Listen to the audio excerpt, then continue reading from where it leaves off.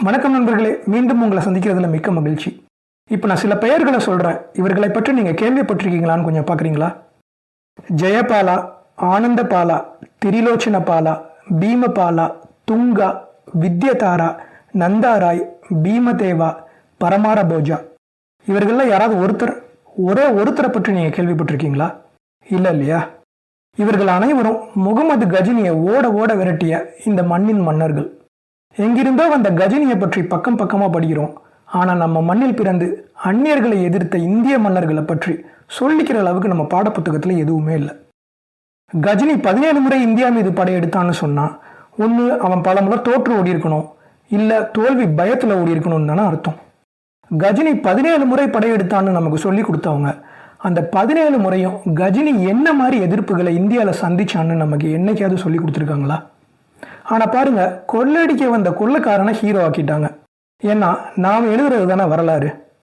காங்கிரஸும் கம்யூனிஸ்டுகளும் நம்ம வரலாறை எழுதிய காலத்தில் தனது சித்தாந்தத்துக்கு தோதான விஷயங்களை மட்டும் எடுத்துக்கிட்டு அதுதான் இந்திய நாட்டின் வரலாறுன்னு எழுதினாங்க. நம்ம நாட்டை அடிமைப்படுத்த வந்த அந்நியர்களை பற்றி ஆகா ஓகோன்னு புகழ்ந்து எழுதினவங்க நம்ம மண்ணின் மைந்தர்களுடைய வீரத்தை பற்றி இருட்டடிப்பு செஞ்சுட்டாங்க. கம்யூனிஸ்டுகளுக்கு தான் இந்தியாங்கிற ஒரு நாடே கிடையாது. அப்புறம் எப்படி இந்த தேசத்து மேலே ஒரு பற்று அவர்கிட்ட இருக்கும்? நம்ம தேசத்தை பற்றிய உண்மையான வரலாறுகளை அவங்க எழுதுவாங்கன்னு எப்படி நாம் எதிர்பார்க்க முடியும்? அதுக்காக நாமளும் அப்படியே இருந்துட முடியுமா என்ன? உண்மையை நாம் தேடி தெரிஞ்சுக்க வேணாமா? அதன் காரணமாக நான் எடுத்த முயற்சி தான் இந்த பதிவு. முகமது நபி காலத்துக்கு முன் இன்றைய சவுதி, ஈரான், ஈராக், எகிப்து போன்ற பல பகுதிகளில் தங்களுக்குன்னு ஒரு கலாச்சாரம், மொழி, நாகரீகம், பழக்க வழக்கங்களும் வழிபாட்டு முறைகளும் இருந்தது. ஆனால் இந்த பகுதிகள் எல்லாம் இஸ்லாமியர்களின் ஆதிக்கத்துக்கு கீழே போன உடனேயே அவர்களுடைய கலாச்சாரம், நாகரீகம், பழக்க வழக்கம், மொழி, வழிபாட்டு முறைகள் அத்தனையும் ஒழிஞ்சு போயிடுச்சு. இன்னைக்கு இந்த பகுதிகளில் அதை மீட்டெடுக்கணும்னு நினைச்சா உங்க உடம்புல தலை இருக்காது. சவுதியில இருந்து சிந்து நதி கரை வர 40 வருடங்கள் மட்டுமே எடுத்துக்கொண்ட அந்நிய படை சிந்து நதியை கடந்து டெல்லியை பிடிக்க 500 வருடங்கள் எடுத்துக்கிட்டாங்கன்னு மற்றொரு பதிவுல பார்த்தோம். அதோட இணைப்பை மேலே இணைச்சிருக்கேன். இதுவரை அதை பார்க்க வாய்ப்பு கிடைக்காதவங்க அதையும் ஒரு முறை பார்த்துருங்க. இன்றைய எகிப்து, போர்ச்சுகல், ஸ்பெயின், ஈரான், ஈராக்க சில தசாப்தங்களில் பிடிச்சி உலகையே அச்சுறுத்திய அரேபியர்களால் இந்தியாவின் சொற்ப இடங்களை தான் பிடிக்க முடிஞ்சுது.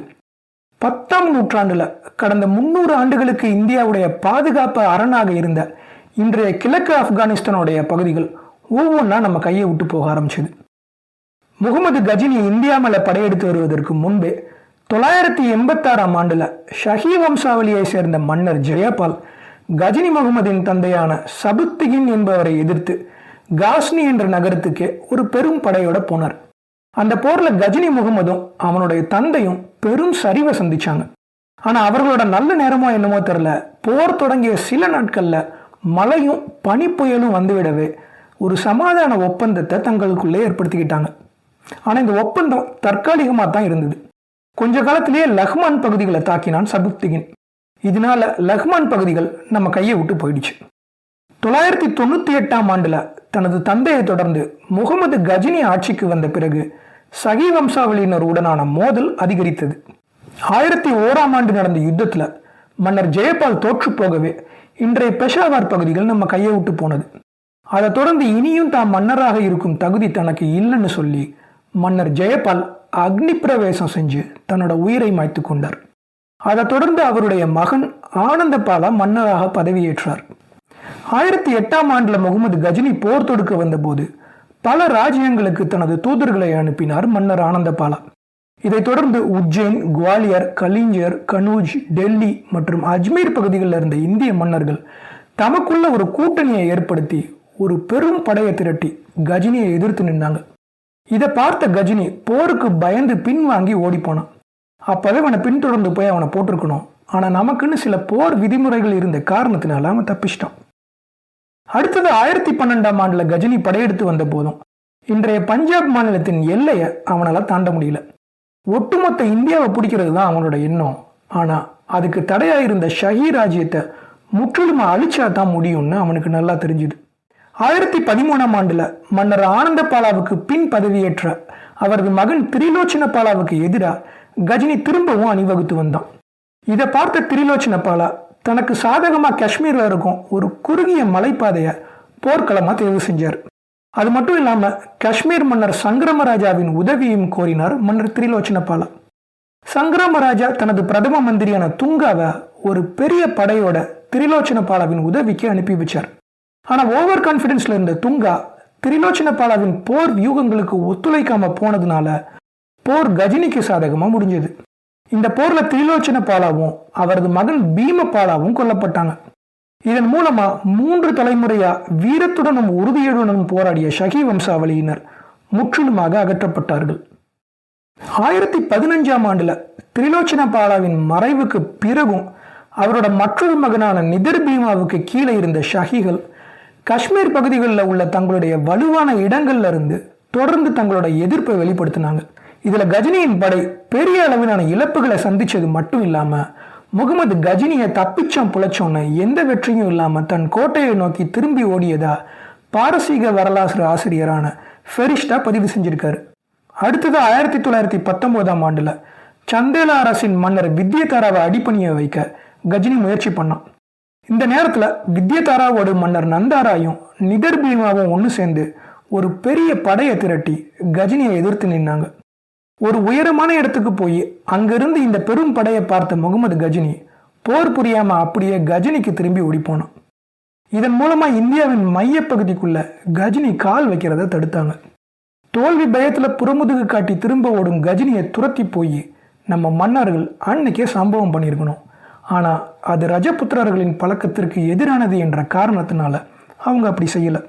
ஆனா இதே போர் நெறிமுறைகளை அரேபியர்களிடமோ ஆப்கானியர்களிடமோ துருக்கியர்களிடமோ நாம எதிர்பார்க்க முடியாதுங்கிறது வேற விஷயம்.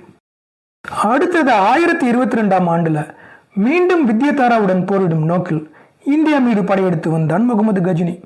இந்த முறை குவாலியர் கோட்டையை 4 நாட்களுக்கு இரவும் பகலும் தாக்கி அங்க தோல்வியை சந்திச்சு கலிஞ்சேர் பகுதிக்கு போனான். அங்க என்னடானா கோட்டை சுவர்கள் ஏறும் அளவுக்கு இல்லாம ரொம்ப உயரமா இருந்துச்சு. சரி, கீழ்த்தளத்தையாவது தகர்க்கலான்னு பார்த்தா கற்களும் வெட்ட முடியாத அளவுக்கு ரொம்ப உறுதியா இருந்தது. வேறு வழியே இல்லாம முகமது கஜினி திரும்பவும் கஜினிக்கே ஓடி போனான். அடுத்ததா 1026ஆம் ஆண்டுல சோம்நாத் கோவிலை கொள்ளையடிக்கும் நோக்கில் முதல்ல இன்றைய குஜராத்தில் உள்ள மொதேரா பகுதிக்கு வந்தான் முகமது கஜினி. மொதேராவில் இருந்த 20,000 போர் வீரர்கள் கொண்ட சாளுக்கிய படை ஒரு துணிச்சலான எதிர்ப்பை வெளிப்படுத்தினாங்க. ஆனா கஜினியின் படை எண்ணிக்கையில பெரிய அளவுல இருக்கவே சாளுக்கியர்கள் தற்காலிகமா பின்வாங்கினாங்க. பிறகு சோம்நாத்தை அடைந்த முகமது கஜினி அந்த கோவிலை 3 நாட்கள் முற்றுகையிட்டு தாக்கினான். இதை பற்றி ஃபெரிஷ்டா என்ற பாரசீக வரலாற்று ஆசிரியர் என்ன பதிவு செஞ்சிருக்காருன்னு இப்ப பார்க்கலாம். ஹிந்துக்கள் விரக்தியால தூண்டப்பட்டு கோயிலை பாதுகாப்பதற்கு குவிந்தனர். மிகவும் உற்சாகமான எதிர்ப்பை ஹிந்துக்கள் வெளிப்படுத்தினாங்க. ஹிந்துக்களை எதிர்க்க முடியாத முகமதியர்கள் சோர்வுற்று எல்லா பக்கமும் பின்வாங்கினாங்க. இதனால ஒரு நீண்ட நொடிய ஓய்வு பெற வேண்டிய கட்டாயம் முகமதியர்களுக்கு ஏற்பட்டது. மறுநாள் காலையில தாக்குதல் மீண்டும் தொடங்கியது. ஆனா முகமதியர்கள் எவ்வளவு வேகமாக ஏறினார்களோ அவ்வளவு வேகமாக அவர்கள் தலைகீழாக தூக்கி எறியப்பட்டாங்க. இறுதி நபர் இருக்கும் வரை இந்த கோவிலை ஹிந்துக்கள் பாதுகாக்க தீர்மானித்திருந்தார்கள். இதனால முதல் நாள் முயற்சியை விட 2ஆம் நாள் முயற்சி மிகவும் பயனற்ற வகையில் இருந்தது. 3ஆம் நாள் சோம்நாத் கோவிலை மேலும் வலுப்படுத்த மேலும் ஒரு படை வந்தது. கோவில் முற்றுகையை மேலும் நீட்டிக்க விரும்பாத முகமது கஜினி தானே எதிரிகளை களத்துல நேரில் சந்திச்சான். இந்திய தரப்புல பிரம்மதேவா உட்பட 2 இளவரசர்கள் தம் படைகளுக்கு மேலும் வலுவூட்டினர். இதனால ஊக்குவிக்கப்பட்டு போர் வீரர்கள் பெரும் சீற்றத்துடன் போர் புரிந்தார்கள். வெற்றி நீண்ட காலமாகவே சந்தேகத்துக்குரியதாகவே இருந்தது. பெரும் எண்ணிக்கையில கோவிலை பாதுகாக்க வந்தவங்க கண்ணீர் மல்க உணர்ச்சியுடன் சோமநாதரை அழைத்தனர். பின்னர் அவர்கள் கொல்லப்படும் வரை போரிட்டனர். சோம்நாத்தில் 50,000 காஃபிர்கள் கொல்லப்பட்டனர் என்று பாரசீக வரலாற்று ஆசிரியரான ஃபெரிஷ்டா பதிவு செஞ்சிருக்காரு. நம்ம இந்திய மண்ணில் தோன்றிய நம்பிக்கையால் ஈர்க்கப்பட்டு தனது நம்பிக்கையை பாதுகாக்க 50,000 வீரர்கள் தன்னுடைய உயிரையும் கொடுத்து வெளிப்படுத்திய இத்தகைய வீரம் வேற எந்த நாட்டின் வரலாற்றில் நம்மளால பார்க்க முடியும்னு சொல்லுங்க பார்க்கலாம். ஒரு வழியா கோவிலை கொள்ளையடித்த முகமது கஜினி தான் இனியும் இங்க தொடர்ந்து இருந்தா மேலும் ஹிந்துக்கள் கூடிவிடுவார்கள் என்ற பயத்துல சோம்நாத்தை விட்டு கிளம்பணும். இந்த நேரத்துல சாளுக்கிய மன்னர் பீமாவும் பரமார மன்னர் போஜராஜாவும் தன்னை கொன்று விடுவார்களோன்னு பயந்த முகமது கஜினி முல்தான் நகரத்திற்கு தான் வழக்கமா செல்லும் பாதையில போகாம கட்ச் பாலைவனத்தின் வழியா முல்தான் நகரத்தை சென்றடையலான்னு முடிவு செஞ்சு அதுக்கான கைடு என்று சொல்லப்படும் வழிகாட்டியை தேர்ந்தெடுக்கும் முயற்சியில் இறங்கினான் கஜினி.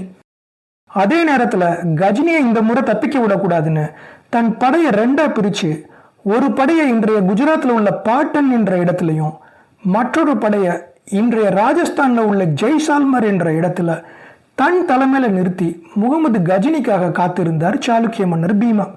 ஒருவேளை இந்த ரெண்டு வழியாகவும் வராம பாலைவன வழியா கஜினி தப்பிச்சு போக முயற்சி செஞ்சாலும் செய்வான்னு சரியா கணிச்ச மன்னர் பீமா கஜினியை குழப்புவதற்காக தானே சில வழிகாட்டிகளையும் களத்தில் இறக்கி விட்டிருந்தார்.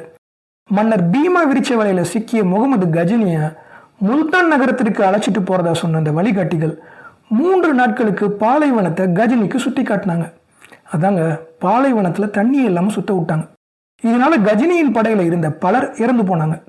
இதை பார்த்து முகமது கஜினி அந்த வழிகாட்டியை அழைச்சு, பஸ் இங்க தண்ணி கிடைக்குமா கிடைக்காதான்னு கேட்கவே அந்த வழிகாட்டிகள் தன் தெய்வமான சோமநாதருக்கே தனது வாழ்க்கையை அர்ப்பணித்ததாகவும் நீங்கள்லாம் அணிஞ்சு போகணுங்கிறதுக்காகவே உன்னையும் உன்னோட படையையும் தண்ணி இல்லாத இந்த பாலைவனத்துக்கு கூட்டி கொண்டு வந்தோன்னு சும்மா கெத்த பதில் சொன்னாங்க அந்த வழிகாட்டிகள்.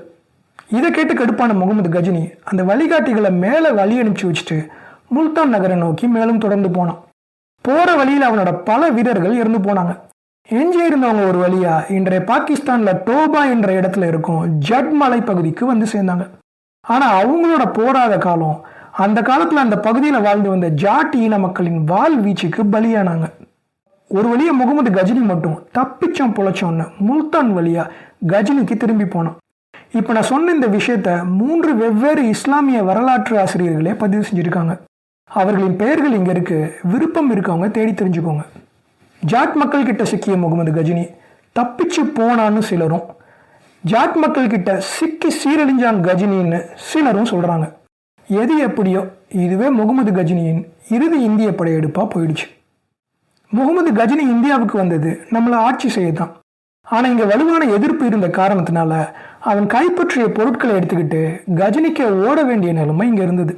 அவன் எடுத்துக்கிட்டு போன சாமி சிலைகள் கஜினி, பாக்தாத் போன்ற நகரங்கள்ல உள்ள மசூதியின் படிக்கட்டுகளாக பயன்படுத்தப்பட்டது.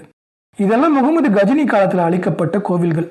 ஆனா இப்படிப்பட்டவனை நாம விடாமுயற்சியின் உருவமா கொண்டாடிக்கிட்டு இருக்கோம். பள்ளிக்கூடத்தில் நமக்கு வரலாறு சொல்லி கொடுத்தப்போ முகமது கஜினிலேருந்து நேராக முகமது கோரிக்கு போயிடுவாங்க. ஆனால் பாருங்க, கஜினிக்கும் கோரிக்கும் சுமார் 150 ஆண்டுகள் இடைவெளி இருக்கு. அதாவது 6 அல்லது 7 தலைமுறைகளுக்கு எந்த ஒரு அந்நிய படையெடுப்புமே இந்தியா மேல நடக்கலையா, இல்லை அந்நிய படையெடுப்பை நம்ம தடுத்து நிறுத்தணுமா? இந்தியா மீதான படையெடுப்பு முகமது கஜினியோட நின்று போயிடலங்க. கஜினிக்கு பிறகு அவனது மகன் முகமது மசூத் உட்பட பலர் இங்க வந்தாங்க. அப்படி அவர்கள் இங்க வரும்போது என்ன நடந்ததுன்னு அடுத்த பதிவில் பார்க்கலாம். நன்றி. நான் ஜெயநாராயணன்.